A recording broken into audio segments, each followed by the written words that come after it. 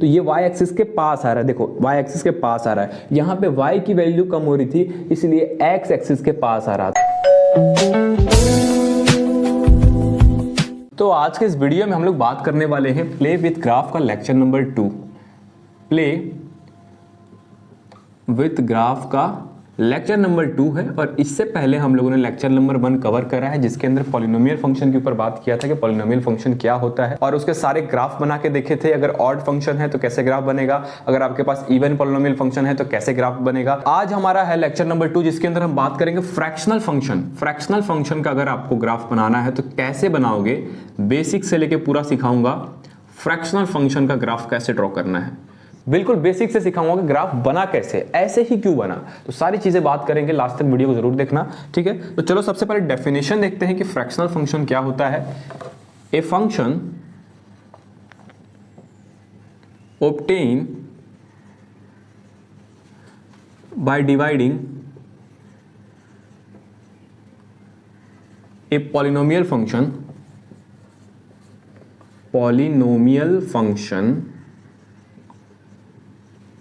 with another polynomial function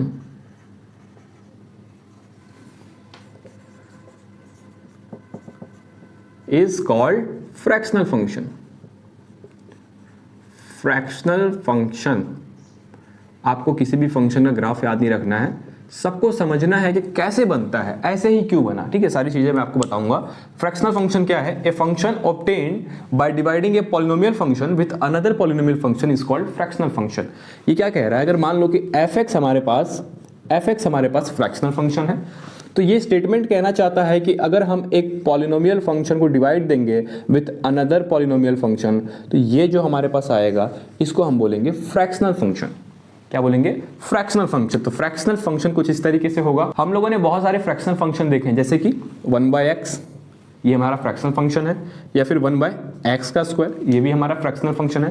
ऐसे ही बहुत सारे हो सकते हैं। तो मैं बात करूंगा सबसे पहले 1/x का ग्राफ कैसे बनेगा जो हमारा फ्रैक्शनल फंक्शन है, 1/x² का ग्राफ कैसे बनेगा, ऐसे और भी फंक्शन हो सकते हैं। तो मैं यहाँ पे 2 केस लूंगा। पहला ऐसे फंक्शन जो कि फ्रैक्शनल फंक्शन हो लेकिन ऑड फ्रैक्शनल फंक्शन हो, ये हमारा फर्स्ट केस हो गया। तो सेकंड केस क्या होगा? ऐसे फ्रैक्शनल फंक्शन जो कि इवन हो। तो आज के इस वीडियो में ये 4 फंक्शन के बारे में बात करेंगे कि ये चारों फंक्शन का ग्राफ कैसे बनता है। और अगर आपके पास सिमिलर फ्रैक्शनल फंक्शन के ग्राफ आ गए और आपको एनालाइज करना होगा, समझना होगा, तो आप ये चारों के हेल्प से समझ सकते हो। ऑड के अंदर सारे ऑड वाले केस आ जाएंगे, इवन के अंदर सारे इवन वाले केस आ जाएंगे। और ये दोनों बेसिक्स है, इसलिए मैं आपको समझा रहा हूँ कि बेसिक से आप समझोगे कि चीजें कैसे काम करती है, ठीक है। तो चलो स्टार्ट करते हैं, ये चारों पॉइंट को समझते हैं। तो चलो इसको मैं रफ करता हूँ और सबसे पहले बात करेंगे 1/x जो हमारे पास फ्रैक्शनल फंक्शन है उसके ग्राफ कैसे बनते हैं। बिल्कुल बेसिक से देखेंगे हर एक चीज, ठीक है। तो हम लोग बात करने वाले हैं फ्रैक्शनल फंक्शन f(x) = 1/x का ग्राफ बना के देखेंगे ग्राफ कैसे बनता है, इसका डोमेन रेंज क्या होता है, सब कुछ देखेंगे, ठीक है। तो चलिए ऐसा ग्राफ बनाते हैं। सबसे पहले ये हमारे पास प्यारा सा y एक्सिस हो गया और ये प्यारा सा x एक्सिस। सबसे पहले आपको क्या करना रहता है, आपको कोई भी फंक्शन गिवन है, सपोज 1/x या फिर 1/x² या फिर x²x, कोई भी फंक्शन गिवन है, आपको क्या करना है, आपको बेसिक्स जो वैल्यू होती है, सपोज 1,1 0,0, ये सारे वैल्यूज डाल के चेक करने हैं कि इसका बिहेवियर ग्राफ के ऊपर कैसे होता है। उसके बाद हम धीरे धीरे बेसिक से एनालाइज करेंगे कि इसका ग्राफ ऐसे बनेगा, ठीक है। तो सबसे पहले अगर मैं इस इक्वेशन को देखता हूं, मान लो इसको मैं ऐसे लिखता हूं, y = 1/x लिख सकता हूं, कोई दिक्कत है। f(x) हमारा क्या है, y की वैल्यू है, तो y = 1/x, इसको मैंने एज इट इज ऐसे लिख दिया।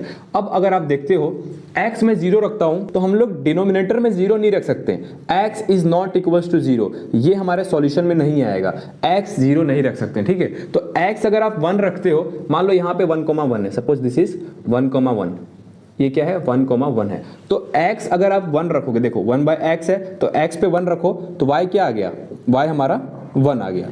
इसका मतलब x 1 रखने पे y 1 आ रहा है। इतना तो पता चल गया कि x 1 रखने पे y 1 आ रहा है। अब देखो, अब हम क्या करेंगे, अब हम x की वैल्यू इंक्रीज करेंगे, यहां ले जाएंगे। मतलब x की वैल्यू अगर आप इंक्रीज करोगे तो 1/x फंक्शन है, आपको पता है कि डिनोमिनेटर में अगर आप वैल्यू इंक्रीज करोगे तो टोटल वैल्यू डिक्रीज होती है। जैसे मान लो y = 1/x है हमारे पास, x आप 2 रखो, x 2 रखोगे तो वैल्यू 0.5 आ रही है, ठीक है। अब आप क्या करो, y = 1/4 रखो, मतलब x 4 रखो तो वैल्यू 0.25 आ रही है, तो ऊपर वाला बड़ा है, नीचे वाला छोटा है। इसका मतलब डिनोमिनेटर में वैल्यू बढ़ाओगे तो y की वैल्यू कम होती जाएगी। इसका मतलब अगर हम नीचे जाते हैं तो ग्राफ कुछ इस तरीके से y के रेस्पेक्ट में कम होते जाएगा, ऐसे y के रेस्पेक्ट में कम होते जाएगा।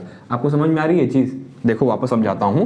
डिनोमिनेटर में जैसे ही आप x की वैल्यू इधर इंक्रीज कर रही है तो x की वैल्यू फंक्शन में रखते जाओगे, इंक्रीज करते जाओगे, ये हमारे पास y की वैल्यू है तो y की वैल्यू कम होती जाएगी। इसका मतलब ये x के पास होते जाएगा, y इसका डिक्रीज होते जाएगा। इस तरीके से ग्राफ धीरे धीरे आगे बढ़ेगा। इस चीज को समझ पा रहे हो आप? ठीक है। वैसे ही जब आप ऊपर जाओगे ना, मतलब ऊपर जाने का मतलब क्या होता है? ऊपर जाने का मतलब आपको ये वाला डिस्टेंस देखना है, ये वाला डिस्टेंस इंक्रीज हो रहा है कि डिक्रीज हो रहा है। तो बेसिकली ये हमारे पास x का डिस्टेंस है, ये हमारे पास y का डिस्टेंस था, तो हम लोगों ने y के रेस्पेक्ट में देखा तो y की वैल्यू कम हो रही थी, तो हम लोगों ने ग्राफ ऐसे बना दिया कि y के रेस्पेक्ट में वैल्यू कम हो रही है। तो हम लोगों ने क्या किया, y के रेस्पेक्ट में ग्राफ को नीचे गिरा दिया इस तरीके से, ठीक है। लेकिन अब आप ऊपर जाओगे, x की वैल्यू निकाल दोगे ना इस फंक्शन के अंदर y रख रख के, तो आपको पता चल जाएगा कि ग्राफ का बिहेवियर कैसा है। तो मैं क्या करूंगा, मैं इस फंक्शन को चेंज करूंगा, इसको x के टर्म में लिखना चाहता हूं तो ऐसे लिख सकता हूं, x = 1/y। बताओ मुझे x का बिहेवियर देखना है, x का बिहेवियर कैसा है, ज्यादा हो रहा है कि कम हो रहा है, ऊपर वाला ग्राफ ड्रॉ करने के लिए। तो मैंने ऐसा किया, मैंने सिंपली x और y को इंटरचेंज किया।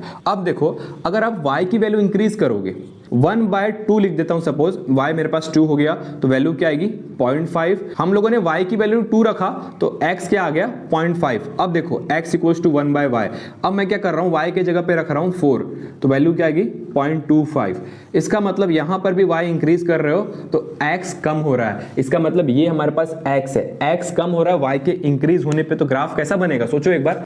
यहां पे हम लोगों ने चेक किया कि y की वैल्यू इंक्रीज कर रहे हैं तो x हमारे पास डिक्रीज होते जा रहा है। इसका मतलब ग्राफ क्या होगा, x के रेस्पेक्ट में कम होते जाएगा कुछ इस तरीके से। मतलब x की वैल्यू डिक्रीज हो रही है तो ये y एक्सिस के पास आ रहा है। देखो y एक्सिस के पास आ रहा है, यहां पे y की वैल्यू कम हो रही थी इसलिए x एक्सिस के पास आ रहा था। आई होप आपको ये कंसेप्ट समझ में आया होगा कि ग्राफ कैसे समझना है, वैल्यू रख रख के उसके बिहेवियर को चेक करना है कि ग्राफ काम कैसे कर रहा है। ठीक है, तो ये हमारे पास ग्राफ किसका आ गया, y = 1/x। यहां पर हमारे पास फंक्शन ऑड है, x का पावर 1 है। अगर हमारे पास ऑड फंक्शन है तो इसके जस्ट ऑपोजिट क्वाड्रेंट में एक और सिमेट्रिक ग्राफ ऐसा ही बनेगा कि नहीं बनेगा, बताओ। ऑड फंक्शन है तो एज इट इज इसके ऑपोजिट क्वाड्रेंट में एक और सिमेट्रिक इसके जैसा ही ग्राफ बनेगा। तो उसको हम बनाएं, चलिए उसको बना के देखते हैं। अगर आपके पास फंक्शन ऑड है तो ऑपोजिट क्वाड्रेंट में as it is symmetric graph बनेगा। तो कुछ इस तरीके से यहां पे -1, -1 होगा, ये कुछ इस तरीके से ग्राफ बन गया। ठीक है, और इसी को हम बोलते हैं रेक्टेंगुलर हाइपरबोला। क्या बोलोगे, रेक्टेंगुलर